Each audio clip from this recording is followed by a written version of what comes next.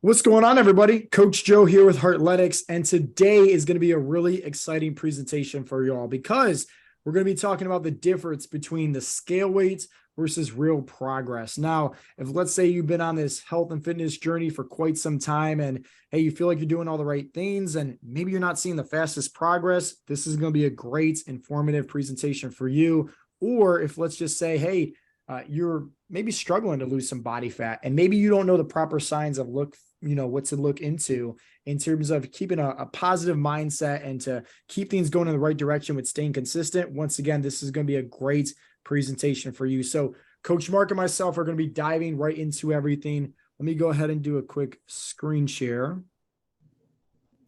Okay, can everybody see my screen okay?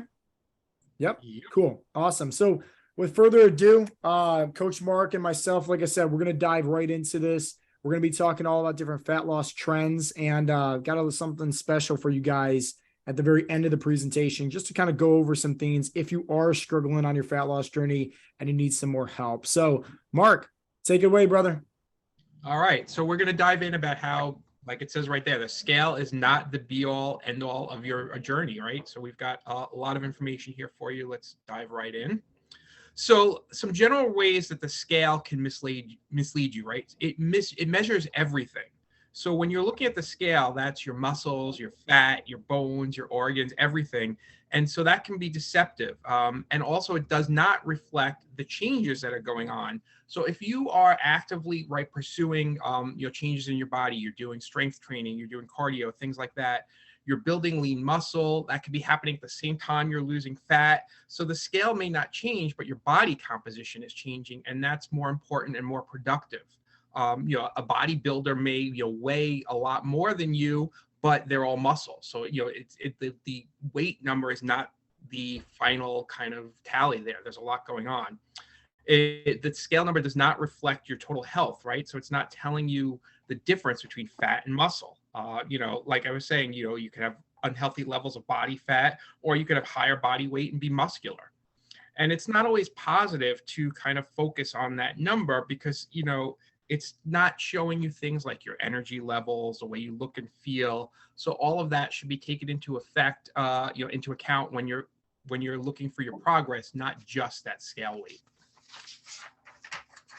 And then the scale weight can be influenced by a lot of things, right? So you've got stress can have a big impact on your scale weight, your hormones, your salt intake, swelling from, right? So after you do more training, that can affect your number on the scale. Alcohol, caffeine, soda, the timing of when you eat your meals, sleep, your bowel movements, your glycogen, the time, right? If you take your scale weight throughout the day at different times, you're going to see it changes. So looking at this from a kind of a real world practical state, right? We teach sustainability here. So if you are out for an evening, which you should certainly, be enjoying yourself from time to time, right? This is a lifestyle, not a punishment. Maybe you had some alcohol or some saltier food. Your scale weight is going to reflect that, the next day.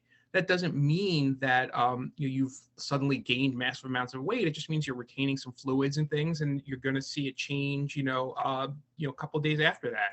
So it's important to not be fixated only on that number. The scale does not account for everything, right? So, when you step on the scale, like I mentioned before, you're weighing everything, right? All your tissues, your cells, right? Everything you took in. And that doesn't necessarily account for your body composition changing, the fluctuations in your weight each day, right? Now, you should not be weighing yourself every day because that number is going to fluctuate daily. And you should kind of be weighing yourself once a week, maybe at the same time every day, because otherwise you're going to, kind of throw yourself off as far as your progress because of all those fluctuations that can happen. You should really be focusing on things like your clothing, which really can, tell the bottom line, the way you feel, your energy levels. Focusing on those daily fluctuations in the scale number can really kind of break your motivation because they're not giving you accurate information. So a typical scale does not really account for your body composition. It's not showing you things like your muscle, fat, water, bones, organs. So knowing your body composition really is a crucial piece of that puzzle, and a typical scale is not going to give you that, and it changes all the time, like I mentioned. So, depending on what you eat, when you eat, how often you go to the bathroom, if you're retaining water. So the body composition is really kind of the the factor here that's making a difference.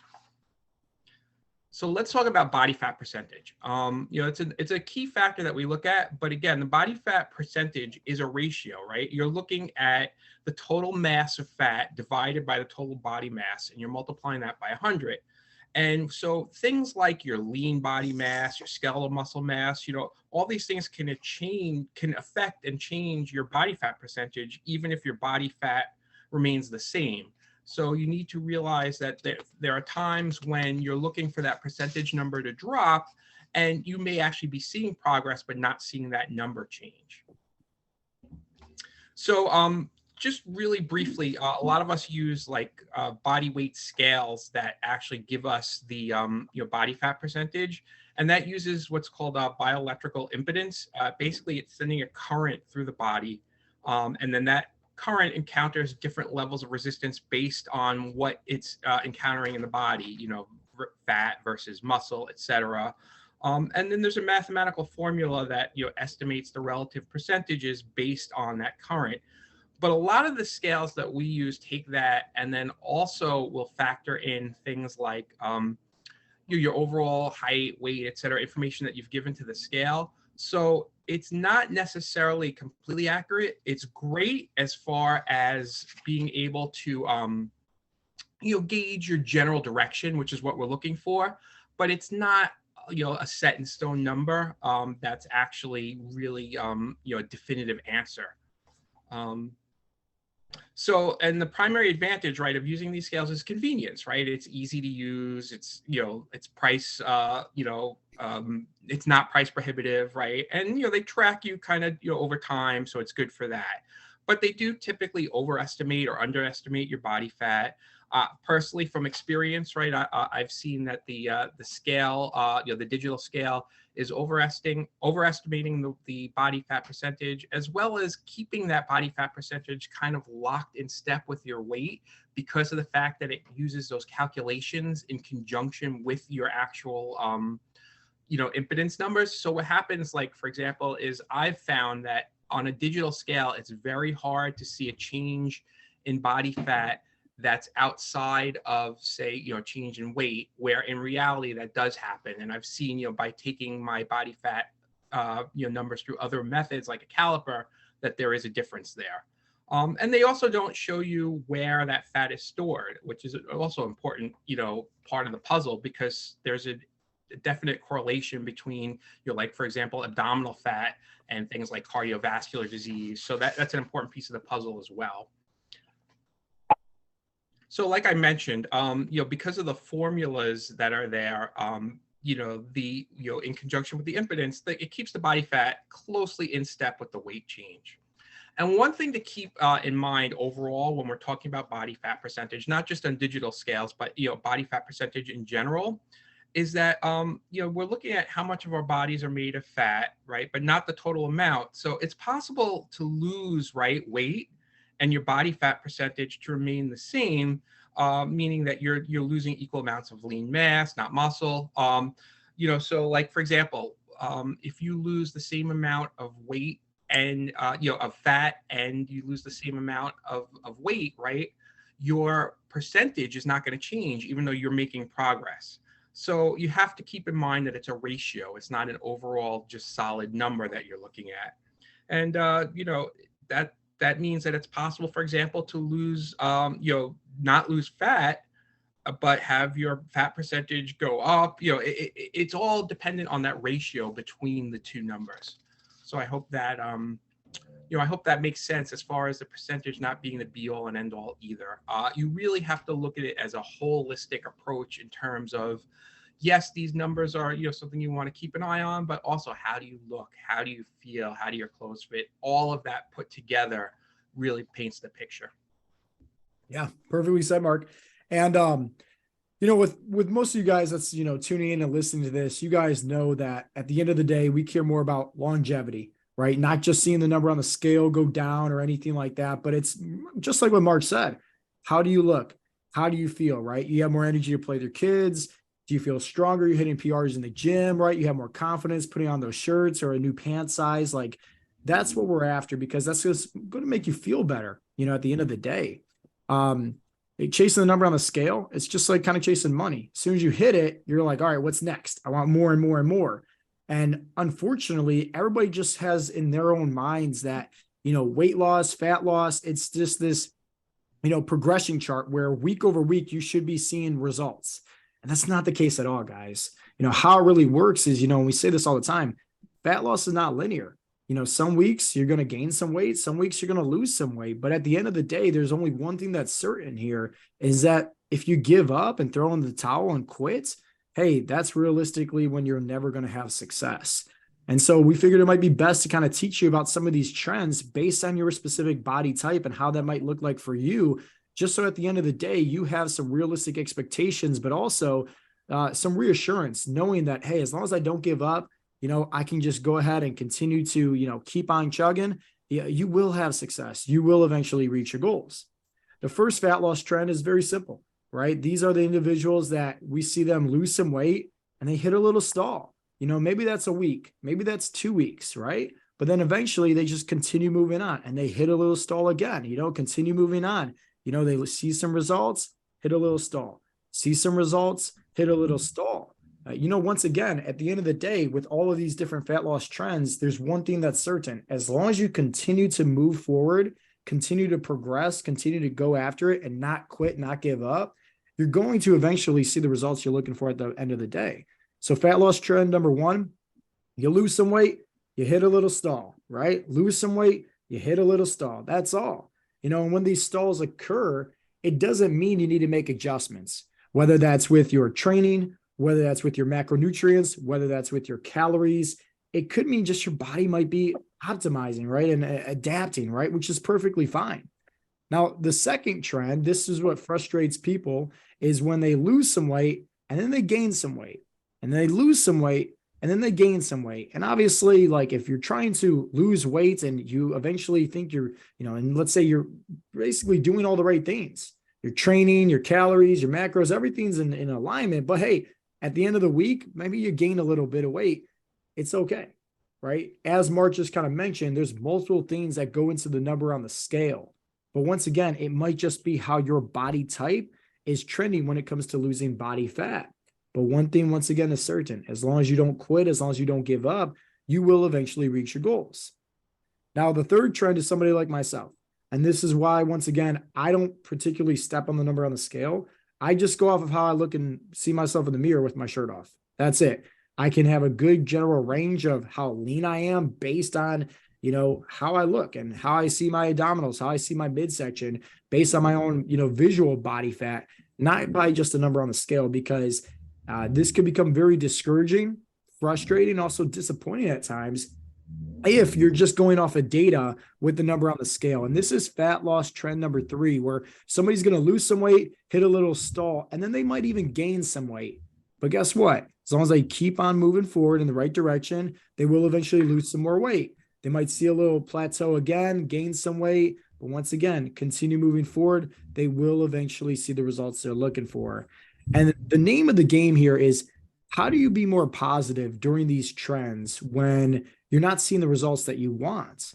Let's face it, like it's not exactly the funnest thing when you feel like you're doing all the right things and maybe, by the books you are, but you're not seeing the results. It could become very discouraging. And this is typically when people give up, is when you should be on this track of losing weights, but you're not. And that's when, once again, most people want to throw in the white towel and give up. Anybody's going to feel motivated when they're seeing results, but how do you stay motivated during the times when you're not seeing the progress? And this is where we really want to have that mindset shift with you all, so you have a better understanding of, hey, how do you put one foot in front of the other? It's kind of like stepping into that, the unknown where there's a lot of fog, right? Stepping outside of that comfort zone. It might seem a little scary and timid at times, but once again, there should be a lot of reassurance knowing like, hey, I'm going to be A-okay. Like no one's going to die here. And so with that being said, it's just like, how do you get your mind focused on some other things? And what do you do during these times also, where you're feeling kind of desperate, you're feeling kind of discouraged, where you're not seeing that progress? Well, the biggest thing is to have patience. And I love this quote by Gandhi, right? And it says, to lose patience is to lose the battle, plain and simple. And this is where I really want you guys as parents, right? As maybe, dads or even moms that's watching this video, is think about it. What would you tell your kids if they wanted to quit? If let's say they were studying for a test or, doing some homework or trying to ride a bike, that at the end of the day, they might, get some bad grades or they might fail, but are you just going to tell them to just quit school? Just stop going to middle school? What if your kid, fall off the bike, and falls off multiple times? Are you going to tell them like, okay, hey, let's just go sell your bike. It's not for you. Like, no, you're just going to continue to work with him or her. You're going to continue to practice, right? And eventually they're going to get the hang of it. And I feel like that's where we all need our own little reassurance to ourselves to just say, hey, let's just continue to try a little bit harder and not quit, not give up. And I love this image right here that goes over the choice is yours. There's definitely a hard decision to make. And maybe that's with like investing into a coach, or maybe that's deciding to stick forward and do the right things, right? Some sustainable habits, like, things that are not like cutting out your carbs or fasting or, just not eating anything like that, right? Where you might eventually see a quick win, right? But eventually, as you can see from this slope, it's going to lead to a hard life because it's going to be harder of a climb rather than doing the hard things in the beginning. So ultimately, the choice is yours. You can decide to choose your heart. You could eat clean, be consistent, right? Try staying motivated, working out, being disciplined. And yeah, that's hard. But what's also hard is, binge eating and, not being healthy and being sick and unwell and being, uninspired and being weak and being unhappy. And so this is where the mindset shift comes in, to where these times where you might not be seeing the results you're looking for, just like Mark said it best, you have to look for other signs of progress, not just the data points. And that could be, how your clothes are fitting. That could be having more energy. That could be just you generally feeling and being more happier. That could be you being more inspired to looking forward to going to the gym, and maybe you're hitting some PRs. Maybe you're feeling sexy, right? Maybe you're feeling more confident in your own skin. And maybe, and I love this one about maybe you want to help out others. And that's always going to be the biggest advocate to really getting you on the fast track with having better success. So the last thing I really want you guys to remember is just simply this, is that, and I stole this online and I absolutely love it. It says, fitness isn't only about losing weight, simply because 10 years from now, you're not going to care about how much you weighed in 2023, but you will care about how much strength and how much energy you have to keep up with your kids, grandkids, or nieces and nephews. So just some food for thought for you to kind of think about. We always like to say it like this: time is precious. At the end of the day, that time is the most precious commodity out there. So it's just like, spend that time, especially if you're not seeing the results that you want, spend that time kind of thinking and recapping, what other ways can I be progressing? And just remember, there's only one thing that's certain, that's if you quit, you're never going to get the results you're looking for. So it's one of those things where you just got to stay a little bit more consistent and almost trust and have faith in the process. And if you are somebody that is tuning in and listening from the outside in, maybe this is on iTunes or Spotify, or watching this later on the replay on Facebook or YouTube, hey, go check out heartletics.com. We have a free fat loss guide where we kind of go over how we coach and teach our members how to ditch the dad bod, how to get off their medications. We had lots of success with, just like what Mark said, with following through with what's called sustainable habits. And that's really what we focus on. So I really hope you guys enjoyed today's presentation. I definitely learned a lot from you, Coach Mark. Thank you for bringing up all the details and all the data. And with that being said, this has been Coach Joe and Coach Mark with the Heartletics podcast. And we'll talk to you guys next time. Peace out, Girl Scouts.